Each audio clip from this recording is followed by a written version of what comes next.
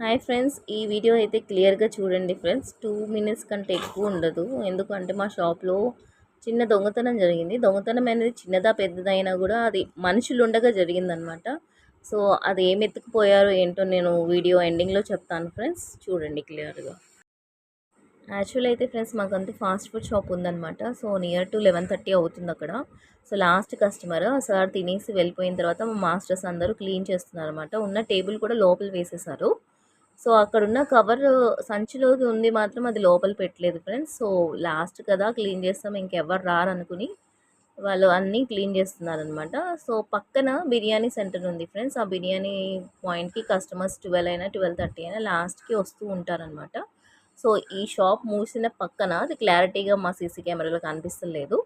So అక్కడ నుంచి ఒక కస్టమర్ వస్తారు, చూడండి ఫ్రెండ్స్ క్లియర్గా. ఎంత చక్కగా వస్తారంటే మా వాళ్ళు ఉన్నారు, మనుషులు ఉన్నారన్న భయం కూడా లేకుండా అటు సైడ్ వాడు పని చూసుకుంటున్నాడు. మా పెద్ద మాస్టర్, చిన్న మాస్టర్ కింద క్లీన్ చేస్తున్నాడు. మా హస్బెండ్ ఏమో మొత్తం క్యాష్ మొత్తం కౌంట్ చేసి క్లోజ్ చేద్దామని చూస్తున్నాడు. అక్కడ ఎక్కడ చూసాడు చూడండి ఫ్రెండ్స్, ఎంత తెలివిగా చూసాడంటే అందులో ఏముందో అని చూశాడు. సో ఆ పక్కనైతే మాస్టర్ ఉన్నాడు ఫ్రెండ్స్, ఇక్కడ కూడా ఉన్నారు. మనుషులు ఉండగా కూడా ఎంత తెలివిగా కవర్ చూసాడో. అందులో ఏముందంటే వెల్లుల్లిపాయలు ఉన్నాయి ఫ్రెండ్స్. 4 కిలోలు ఆర్డర్ పెట్టాడనమాట మా ఆయన. సో తక్కువ రేటు 200కి వస్తుందని. యాక్చువల్ కాస్ట్ వచ్చేసి 260 ఉందనమాట కేజీ.